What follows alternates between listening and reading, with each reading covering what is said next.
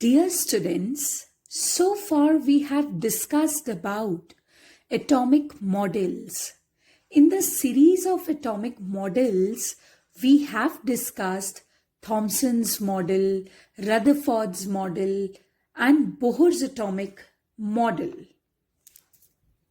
Rutherford's model established the presence of nucleus inside the atom. We know that nucleus is a positively charged stuff. We know that nucleus is very heavy. In fact, almost entire mass of an atom is concentrated in the nucleus itself. But now we will try to explore the nuclear structure, like what all the nucleus is made up of. First of all, we will be discussing about atomic masses, because we know that most of the atomic mass is concentrated inside the nucleus. So what is atomic mass? Atomic mass means 1/12th of the mass of carbon-12 isotope. This is known as AMU, atomic mass unit. Okay, this is a unit. 1 unit of atomic mass means 1/12th of the mass of an atom of carbon-12 isotope. This is kept as a standard reference. Okay, now the major target is to explore what all the nucleus is made up of. So there are two hypotheses that we will be studying. First one is proton-electron hypothesis. Second is proton-neutron hypothesis. Proton-electron hypothesis says that nucleus consists of protons and electrons. Actually, it was observed in the phenomena of radioactivity that the nucleus of the atom was emitting out rays. I will explain you this. Basically, radioactivity is the phenomena by which the nucleus of an atom decays. Okay, it disintegrates itself. Why does that happen? Because we know that there are so many constituents inside a very, very small nucleus. When the number of constituents increase, it becomes very hard for the nucleus to hold them because of electrostatic forces. And that's why the nucleus disintegrates. I think you must have heard that the nuclei which have atomic number greater than 80 are very, very unstable. I will shortly tell you the reason behind it once we will study nuclear forces. Okay?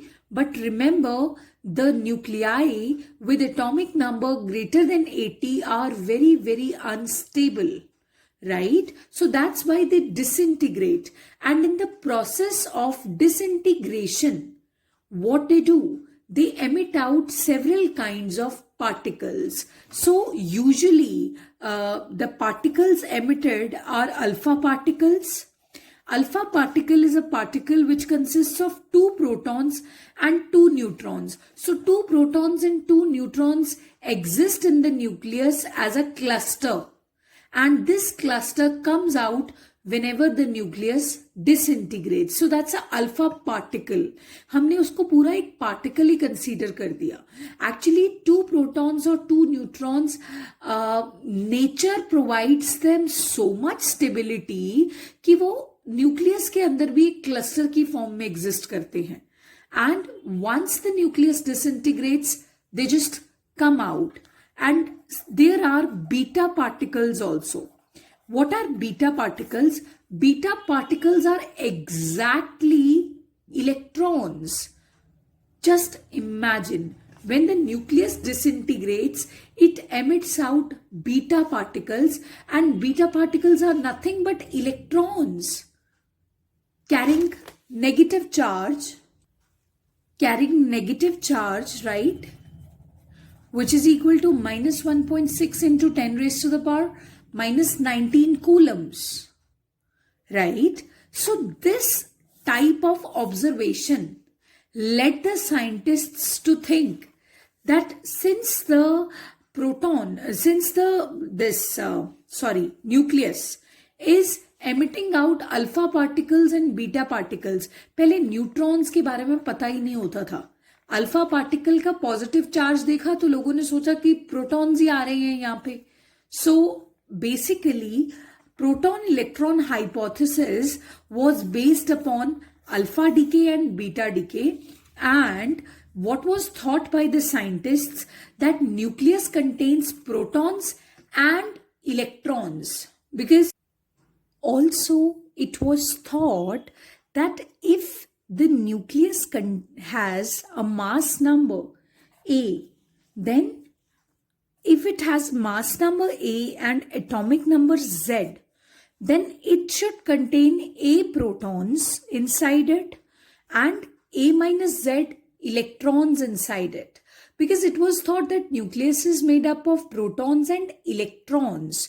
तो ये सोचा गया कि जितना उसका mass number है ना, that's actually equal to the number of protons inside the nucleus, and how many electrons will be there? A minus Z electrons. But the problem is atom is electrically neutral. So this means number of protons should be equal to number of electrons. So it was thought that if the nucleus is containing A protons and A minus Z electrons, so further the nucleus should contain A electrons, क्योंकि A protons आप मान चुके हो. So वो A कैसे बनेगा? बाकी के Z electrons अगर यहाँ revolve कर रहे हो. Okay, because A minus Z, I'll explain you the situation. Suppose the nucleus has a mass number 10 and atomic number somewhat 6. Suppose, okay, or 4, suppose. So it was thought that nucleus is containing 10 protons and 4 electrons. But the nucleus should contain 10 electrons. अगर 10 protons हैं तो, because the atom has to be electrically neutral. So it was thought that the remaining 6 electrons are not there in nucleus, but they are revolving outside the nucleus. I'll explain you the hypothesis again. ये माना गया कि अगर alpha decay और beta decay हो रहा है, nucleus जो है वो डिसइंटीग्रेट होते हुए अल्फा पार्टिकल्स एमिट आउट करता है, बीटा पार्टिकल्स एमिट आउट करता है. बीटा पार्टिकल्स इलेक्ट्रॉन्स ही होते हैं. ओके, तो ऐसा होना चाहिए कि जो न्यूक्लियस है ना, उसके अंदर कुछ प्रोटॉन्स हो और कुछ इलेक्ट्रॉन्स हो, और जितना उसका मास नंबर है उतने उसमें माना गया ऐसा कि उतने उसमें प्रोटॉन्स हैं, और बचे हुए कुछ एक इलेक्ट्रॉन्स भी हैं, A minus Z. But protons और इलेक्ट्रॉन्स का काउंट पूरे एटम में तो इक्वल होना चाहिए, क्योंकि एटम इलेक्ट्रिकली न्यूट्रल है. न्यूक्लियस पॉजिटिवली चार्ज होता है, बट इलेक्ट्रॉन तो होने चाहिए क्योंकि एटम तो इलेक्ट्रिकली न्यूट्रल है. सो ऐसे में ये सपोज किया गया कि बाकी के जो इलेक्ट्रॉन्स हैं, they are simply revolving around the nucleus. Okay, so this is proton electron hypothesis. But let me tell you, this is very, very complicated and it couldn't explain many things. Like point number one. Point number one is if you consider the wave nature of electron according to de Broglie hypothesis or Heisenberg's uncertainty principle, if the electron has to exist inside the nucleus, no, its energy comes out as, see, it's a mathematical derivation, its energy comes out as 200 MeV, mega electron volts. But the electrons that are emitted during the beta decay, they are very, very less energetic. They have simply the energy 2 mega electron volt. Just imagine 200 से 2. सो अगर आप suppose करके चलते हो कि intrinsically electron exist कर रहा है ना न्यूक्लियस में, तो उसका वेव नेचर अगर आप अकाउंट में लेते हो और energy is equal to H nu से फाइंड आउट करते हो, तो क्या होगा, उसकी जो एनर्जी है वो जो निकल के आती है वो आती है 200 मेगा इलेक्ट्रॉन वोल्ट. लेकिन ऐसा एनर्जी कभी बीटा डिके में देखा ही नहीं गया. And at the most 3 mega electron volt, 4 mega electron volt की एनर्जी से इलेक्ट्रॉन्स न्यूक्लियस से एमिट आउट होते हैं. तो ये सोचा गया कि इट मीन्स न्यूक्लियस के अंदर ऑलरेडी इलेक्ट्रॉन्स एग्जिस्ट नहीं करते, बट अगर वो बीटा डिके में बन रहे हैं तो इट मीन्स न्यूक्लियस के अंदर instantaneously electrons are produced. They are not intrinsically existing inside the nucleus. It was thought, because अगर एग्जिस्ट कर रहे होते तो इतना एनर्जी कम से कम उनको चाहिए था उसमें एग्जिस्ट करने के लिए, बट ऐसा नहीं हो रहा. Point number 2, if you would observe the spin of the nucleus has that observed values जो कि ये पॉसिबिलिटी रूल आउट कर देती है कि इलेक्ट्रॉन्स शुरू से ही न्यूक्लियस में एग्जिस्ट कर रहे थे. Because electron spin is a very tricky concept.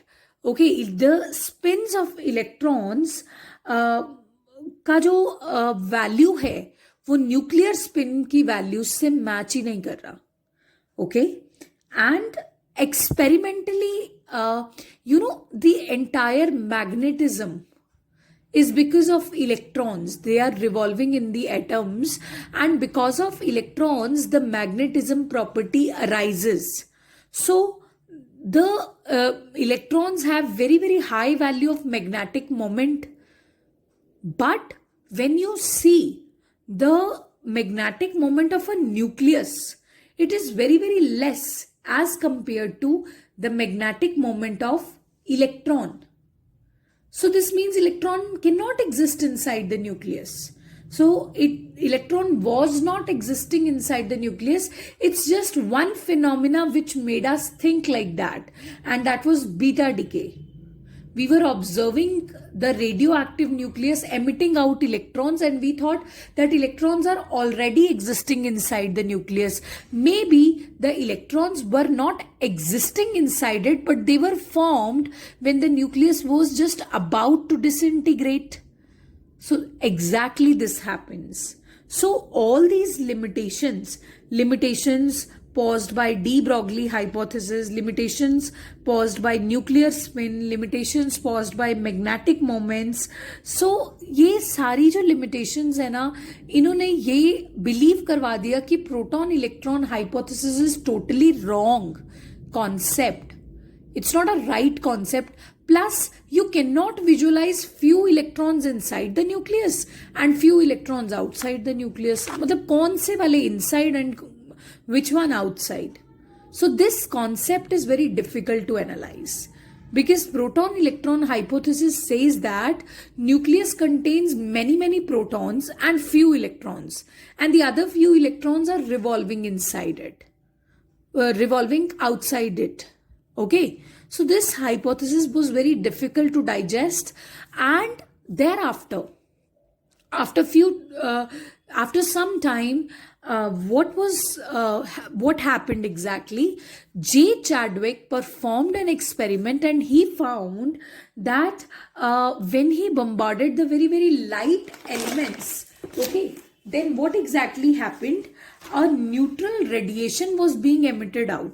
That neutral radiation could knock out protons from light atoms, and this neutral radiation was carrying the particles which were known as neutrons.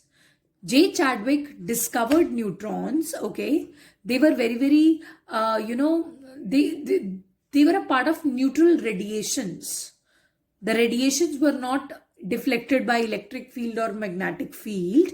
So this means after the discovery of neutrons, it was very difficult to analyze where do they exist.